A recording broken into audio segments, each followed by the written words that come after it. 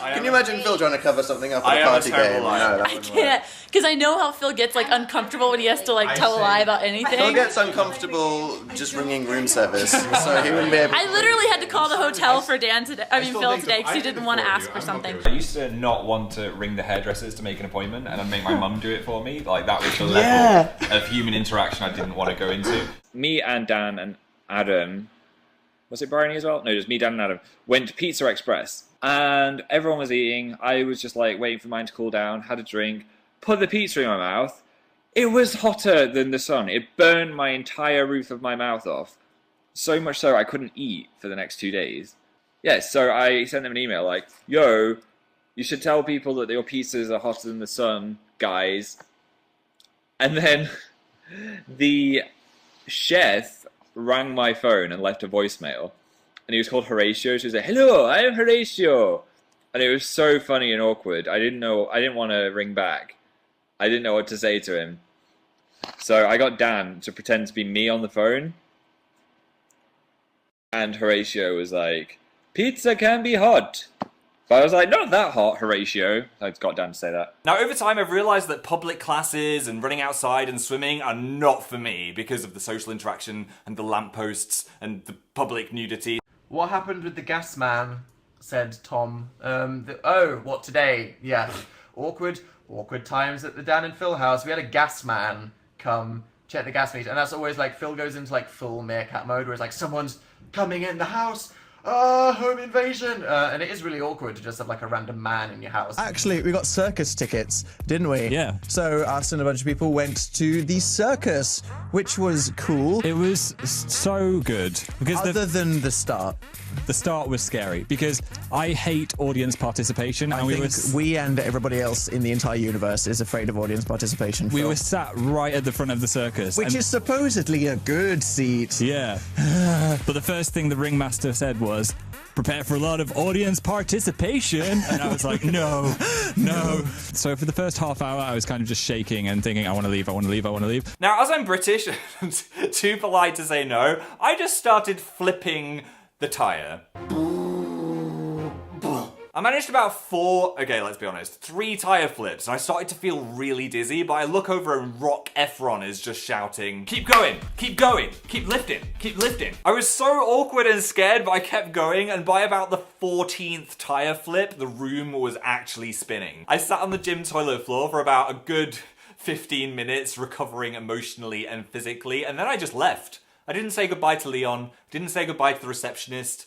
I just flew off into the sunset. He must have thought I was such a weirdo. Like, what was he even thinking about me? Some guy that doesn't know how to exercise turns up, does 1 minute of running, and then leaves with no explanation.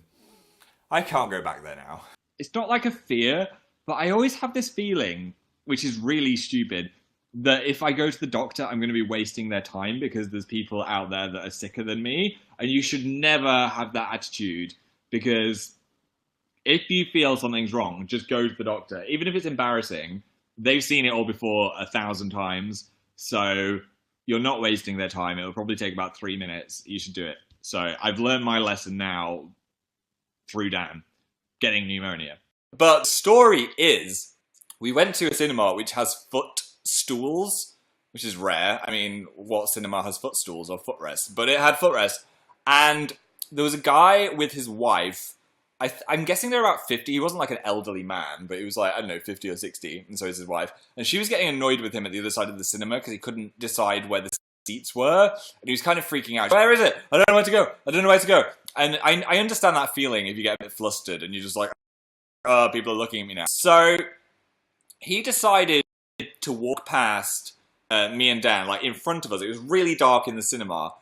And there wasn't much space anyway, so I helpfully lifted up my legs onto the seat, and so did Dan. We thought it was fine. Come past, Sir Gentleman. Go to your wife. Find your seat. This is a relaxed atmosphere. Until I remembered the footstool. And I wish I'd have thought of it sooner, because I would have said, hey, watch out for the footstool, but I forgot there was a footstool there. And he didn't know there's a footstool there, obviously. So he kind of tripped over my footstool. And then he tripped over Dan's footstool. And then he kind of stumbled and tripped over the person next to us' footstool.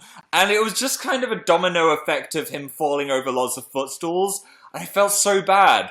But then the worst thing was, on his way down, he actually fell flat on his face. He fell face first into Dan's bucket of popcorn. Like, what? Why does this happen to us? There's a whole cinema for him to fall over in. And he goes face first into popcorn. But yeah, he was fine. I kind of wanted to, like, get them a drink or something, but I feel like they already had their snacks, they were okay, so I just thought I'd let them chill out. They didn't need me as a stranger being like, hey, I brought you another Coke because I feel awkward. Go get Phil. Phil wishes I could get Phil right now, but he's trying to explain to somebody how a gas meter works. Phil's been like, there's people in the house, I can't do anything. Why can't you do anything? Just go on your laptop. I can't, what if they need me? Okay, sure, you just shake awkwardly in the corner for 2 hours. I'm gonna do a live show. How are you and Phil still alive? In brackets, gas. I love that you're so concerned about me and Phil and our gas problem. I can't hear any men. Context. Which means that they're gone.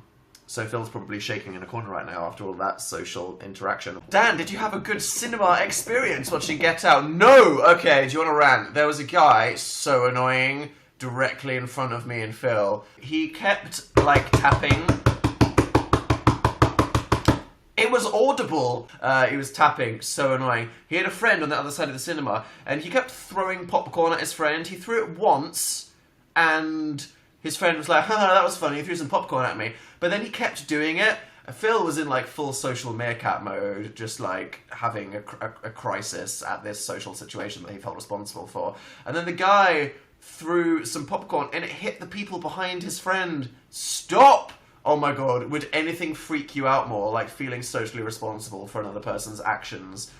Oh my god, Phil was just like, at this. You're like a cute deer in the headlights, thank you. That's the look I'm going for. That's what I just want to look like all the time. I think that's what represents my inside feelings as well. Like, internally, I am a deer in the headlights all the time.